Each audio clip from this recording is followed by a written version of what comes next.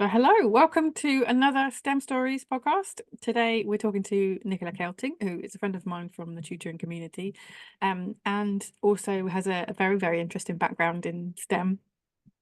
So yeah, it's going to be I'm going to have to rein myself in from just having nerdy conversations today, which I'm not very good at. Yeah, thank you very much for coming and joining us today, Nicola. Thank you so much. I've been looking forward to this. I think it's a really exciting venture. And it's nice to catch up as well. As you say, within the sort of tuition community, it's nice to kind of keep those links going and everything. Yeah, definitely. It's nice just to see within the kind of educators community the enthusiasm that there's been for the sharing of a STEM podcast. It's been really interesting conversations already, and people are obviously very enthusiastic about what they do, which is lovely.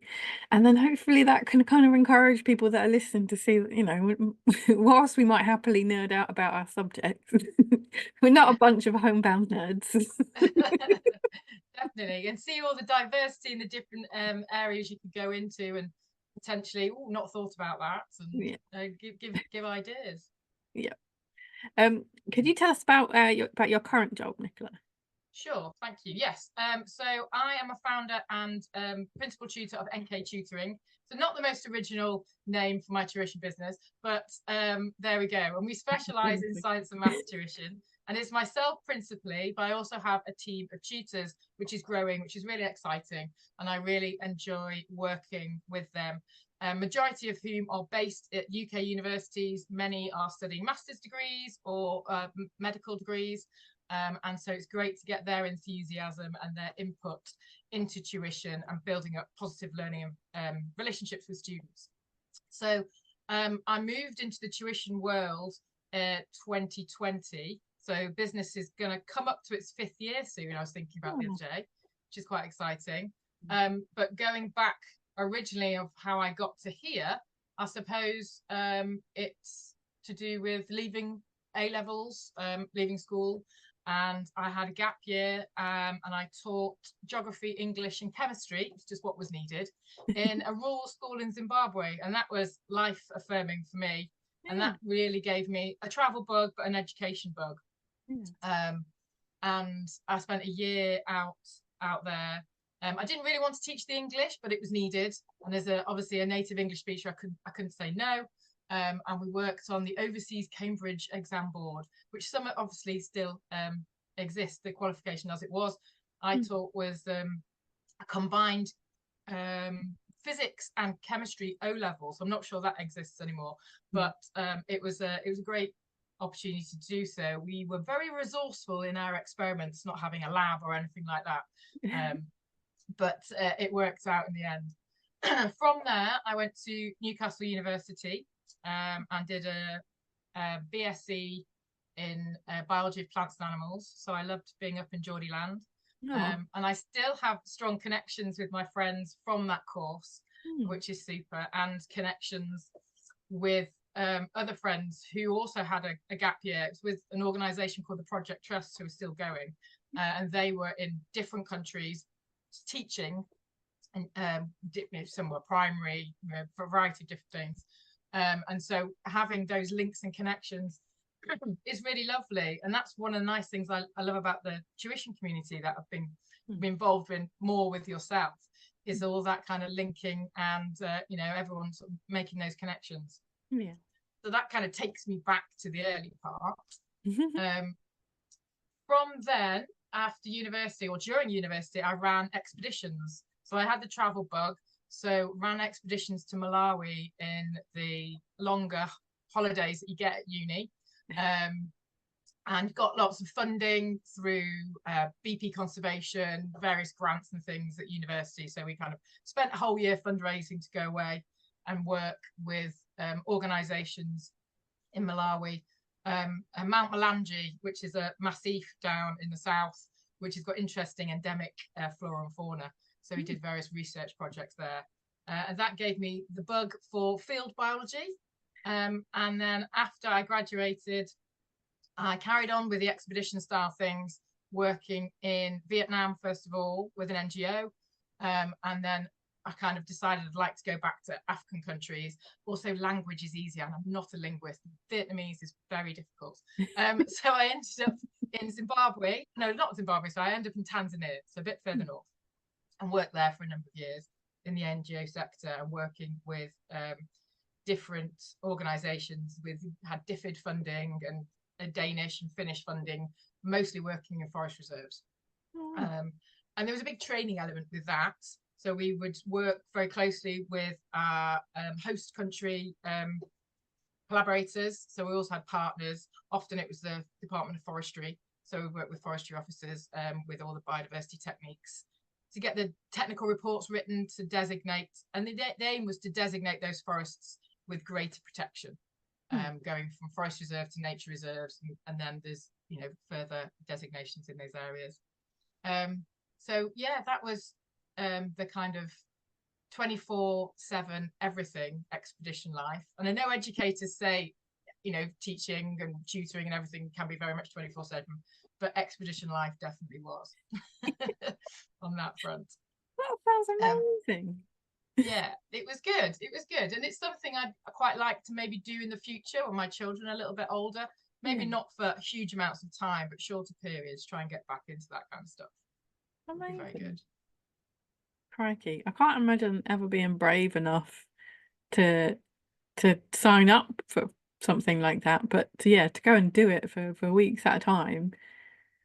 Well, I think I was involved in guides and venture scouts and things like that, so expeditions, and you know, always as a child go out for walks in the rain and things with parents, so it wasn't too much of a big deal to stick on a rucksack, chuck stuff in a bag and go off and have an adventure. So and I know it, you know, everyone has different feelings about that, but that was always very exciting for me. And I still have the same rucksacks, just as dusty. Oh, I love that. Yeah, I still have my school bag. It's just quite battered at this point. That's definitely not travelled as far as those rucksacks have. That sounds amazing. Yeah, I mean, it's not even like that was a small thing. It sounds like you set that up. You did the fundraising through the year to make it happen. So that must have been a big commitment initially. Yeah, and they've all kind of fed into each other, you know, going from sort of running expeditions in a voluntary capacity, raising all the money, going in and getting paid work, finishing a degree, then, you know, working in the sector, which has all been super. And also then getting a flavour for all the kind of charity grant side of things, writing more in-depth applications and what have you, lottery funding and all that kind of stuff, which has been useful for other things in the future as well. And then I decided to become a UK qualified teacher, and that was in 2006. And spent lovely time working at a nice school in Urmston Grammar School, so I loved it there. And you know, life went on. I had a family and what have you, and that being in education gave me some flex, or I took the opportunity to find flex within that. I guess you can look at it in lots of different ways. There is no sort of a silver bullet, I think, in terms of finding that work-life balance. Everybody's is a little bit different. And in actual fact, I found tuition and running my own business is actually the far greater freedom in terms of work-life balance. So it's nice to then sort of have diversified and carried on, but sort of biology and education in terms of training or formal education have always been a route through what I've been doing. So it's quite interesting to look back on it, because I didn't plan it that way. It doesn't really No, it seems to be a bit of a common thread. There's very few people that have very strategically planned their whole route through their academic and career journey, but taking the opportunities based on what most lights them up tends to lead them in a specific direction or give them very specific opportunities. But yeah, very, very much a lot of the time is exactly like you said, having those connections with other people who are interested in those things and doing different journeys is what brings those opportunities up for you. Yeah, definitely. And it's kind of about getting prepared and taking the plunge. So there's lots of analogies you can make with revision, can't you, and exams and things like that. And it is important to be prepared, because, you know, there are various things in your expedition kit that are quite vital. Yeah. I got into the habit of making sure I had a Swiss Army knife and things, Yeah. obviously very useful on expeditions. And then I was like, oh, it's useful for chopping up fruit. Go to the Eiffel Tower with my family, happened to have my penknife innocently in my bag. Obviously, that got confiscated. I hadn't even thought about it. It's like, oh, Yeah. but yes, I should be a little bit more careful in this day and age. But Oh, yeah. a Swiss Army knife is a useful thing.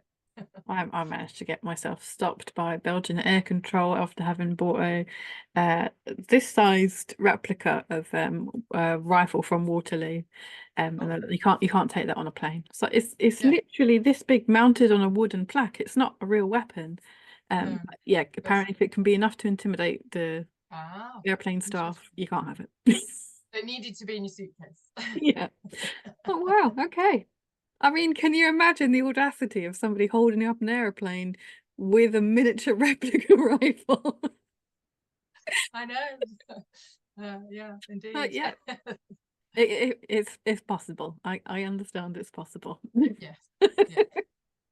So you've had quite some adventures from the sound of it. You've had a very different journey to mine. It's much more adventurous and outdoors. Is there anything that you think that you would change if you went back and did it again? Ooh, that's a really tricky question. Gosh, I mean, I guess there are those kind of sliding door moments if I'd done this and got that, or did a slightly different degree or what have you. But no, not necessarily, because I really enjoyed the fact that I'd done a gap year before going to university. Yeah. Having that independence in terms of budgeting and all that kind of stuff, and cooking and living together with a group, and we're still friends now. The six of us who shared a house for 2 years are firm friends, which is great. So I wouldn't really change any of that. I mean, I didn't get the best A-level results in the world, but actually now it doesn't matter because I've got a good degree. I also squeezed in a master's degree before doing a PGCE, and I'm quite happy with my distinction in that. So, Nice. things happen, perhaps you can say happen for a reason. Yeah. And so there are reasons why I found things tricky in mainstream education as a teenager. I had a dyslexia diagnosis not long before my GCSEs. Yeah. And I was always given the label, you're being lazy, you haven't checked that properly, this, that, and the other, which sadly you still hear, and what have you. And so it made a difference to me that I got that diagnosis and that helpful information prior to actually doing the exams. Yeah.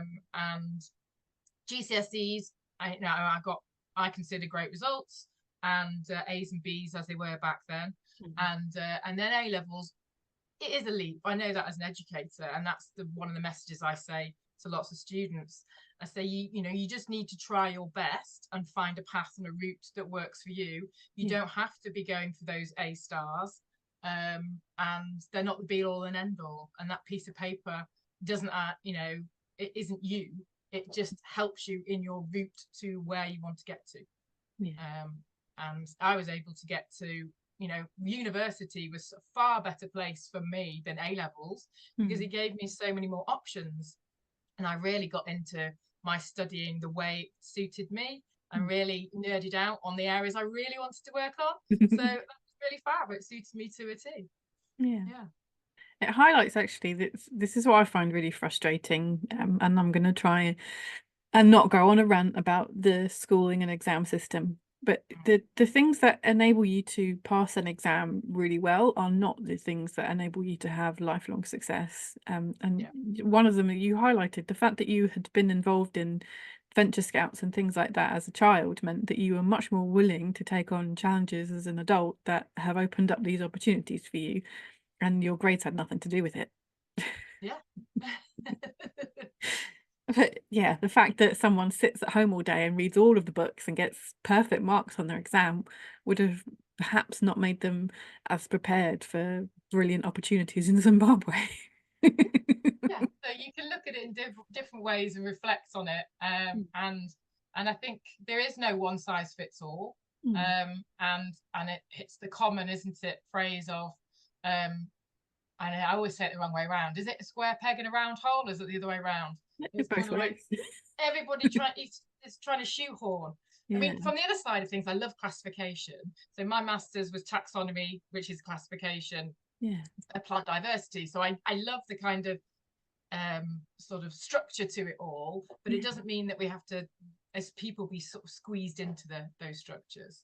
So I would always kind of rebel against those as well. Yeah. Well, that's quite interesting in itself, though. So you must have done lots of studies on like evolution and evidence for evolution over time and things like that, how things ended up in these different classifications and the branches got added in. It's interesting stuff. Oh yeah, it's really good stuff, and especially with the molecular things as well, because Yeah. my degree was quite a lot earlier than my master's, and so I hadn't done much molecular work compared to the advances. And even now, because my master's was 2006, the changes since then have been absolutely amazing.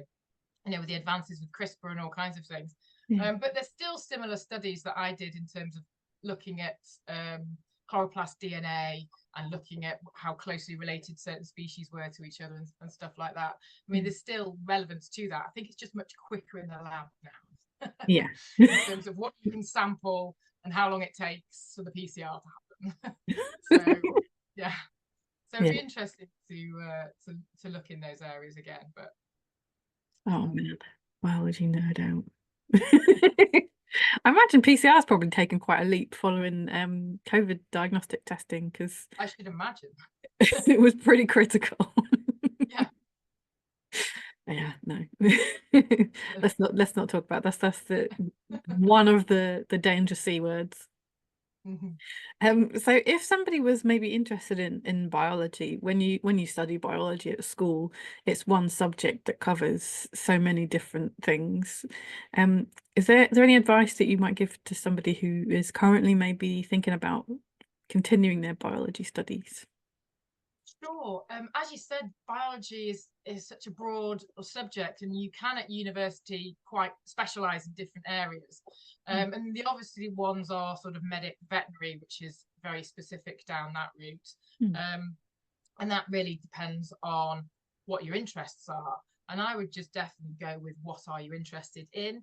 If you're like, oh, it's all really interesting, there are some quite broad biology degrees. So the name of my undergrad degree was biology of plants and animals. So it's, you know, the nature of it is quite broad, but then you can specialize. So first year generally is to get everybody up to speed, and making sure that they can remember some of the chemistry, because it's quite important. And then in, you know, second and third years, you can direct it. There are opportunities to choose modules, especially when it's coming up to thinking about research projects, dissertations, that kind of thing. You can really direct what you want to study and how you want to do it. So there is, you know, opportunities within to, once you get on a course, there are opportunities to change, and there's nothing wrong with that either. Nice. I found that really challenging going to university and having a research project to do when at GCSE. It's very much, now we do this, now answer this question, now fill in this paper, now make this poster. And then A level is a bit more self-directed. And then the university, you're just giving them some books and then it's like, Off you go. hang on a minute. I think it does help your supervisor as well. If you build up a good relationship with your supervisor, especially if your supervisor, you're looking to maybe publish from it. So I know it's not as common to publish from undergraduates, but if you're working towards that, then you're going to probably get more help and direction with it as well. So it is worth thinking about directing some of what you might want to do as a research project, that obviously relates more closely to what your supervisor might be working on, or PhD students who are in that department. So you can be strategic if you want to. Yeah, that's where it helps to learn from somebody who's already been down that path, because you won't notice it until it's too late. Yeah, if you just tweaked it this way, it would apply a bit more here. So yeah, there are ways, and and that's the thing. If people want to stay in academia, then publishing is a big part of that, and writing for publishing is a big thing. So yeah, that's definitely a whole different skill set in itself. So this feels like it might be a bit of an obvious question to ask you at this point, but what was your favourite subject at school? Ooh, yes, it was science and it was biology. I enjoyed all the sciences in terms of biology, chemistry, and physics. And then geography and maths. They Yeah. would be my top ones. Yeah. I never, which seems bad, and I know that I am opening up myself to very, very valid criticism, but I never really understood geography as a subject because it pulls from so many other subjects. Yeah, I see. Yeah, I see where you're coming from with that. And it was the physical geography that I preferred the most because it fitted the science really well. Yeah. And at A level, there's lots of really nice crossovers with the specifications for biology and geography in terms of succession and sand dunes and various techniques and sampling and what have you. So that's a really nice crossover. And I also used to teach, and I have done some tutoring, but less so than biology at A level, environmental science, which I really enjoy. And that kind of brings it all nicely together. Yeah. And takes from lots of different areas of science. So that's quite a nice field. So that's something I'm looking to explore a bit more of. There's obviously far less candidates sitting A level for environmental science compared to biology, which nationally is a huge subject. But I have had a peppering of students over the years, which is really nice. It's like, oh, it's really exciting. I'm doing some environmental science today. That's a very relevant subject. Like, this is a pretty critical time for environmental science awareness. Yeah. I haven't looked at the stats recently, actually. I mean, it was still very small as an A-level subject. And I think biology is so ingrained as a good option to do at A-level, because you can firmly sit it in the sciences, obviously, but it does go quite nicely if you just want to do one science. And it goes. I mean, other people I know and have tutored, and they've done English, history, and biology, and I kind of like, oh, interesting combo. And they were just like, yeah, I just really like them. And then they were going on to do a BSc in education. So I said, well, actually, that's a really good thing because you've got a real broad area of subjects there, and you're studying them because you enjoy them. Yeah. So it's just a nice thing. Whereas I think there can be, if you're looking at sciences at university, or most universities, and you'll probably know more than me at the minute, I've not delved so much into it, but tends to be wanting 2 or more science related A levels, in terms of that's been the traditional way, hasn't it, I suppose. Yeah. If it's going to be a practical science degree, you would have to have had the practical experience, but that there's more and more options. There's even T levels now that you can have technical qualifications and apprenticeships. And teenagers are spoiled. I know, so many options. I mean, there's danger in that as well, isn't there? There's just a lot of options. It's already hard enough making decisions. Yeah. No, he kind of does choice paralysis, but it's kind of like you can narrow it down in terms of if you're going away and studying, obviously you've got to think about that. There is whether you get an offer or not, if it's more to do with the university. And then, you can change things, you can diversify once you're in there. There are options to, either change onto a slightly different course in the same department. So I would always say never say never. Yeah. I mean, the degree that I did was forensic science, and I am not a forensic scientist, but because that one overlapped with people on medicine, people on law degrees, people doing statistics, and people doing psychology, I was like just kind of cribbing bits from all of them. Like, what can you tell me about your course? What have you learned about? That sounds really exciting. Yeah, definitely. So it just shows you where the draw all come from, doesn't it? Yeah. Which is great. I mean, we are educators, so I think lifelong learning is kind of in our soul at this point. Maybe. Absolutely. Love it. Did you ever work with a tutor yourself, aside from the current tutors? Through my education, that's interesting. I did a little bit chemistry A level. I found it tricky at A level. And I did. I wouldn't say it was necessarily the most positive learning relationship, but it did have some impact and some input from that. So yeah, it is quite interesting to reflect back on it. But it was quite a while ago, and I think also how tutors are thought of as much sort of broader and much more open and much more positive these days in the current sort of education landscape. Yeah. Completely different. I'd had a chemistry tutor.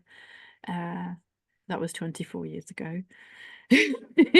And he was a PhD chemist, I think. So he would just say a whole bunch of words that I didn't understand, and I was too shy to say I don't know what you're saying. So it wasn't really productive, because that was why I had a tutor, because I wasn't asking those questions at school. Yeah. Here we are. We live and learn. I was 16-year-old. Yes. Yeah, it's drilling down to how we can help, isn't it? And then encouraging the student to try and direct, and as you say, being brave enough to ask those questions of yourself. And that's what we hope is that great learning relationship that tutors and students can build, because they have that opportunity to have more of a voice than they can in a classroom full of lots of other students, which, you know, is understandable. Yeah, I get that a lot from people. I'll say, what was it that prompted you to get a tutor? And they'll say, everyone in my class is too loud. And they don't mean that they're really loud. They just mean, you know, if you've got the quiet voice, it's very difficult to be heard. Yes. Yeah, that's tricky. Yeah.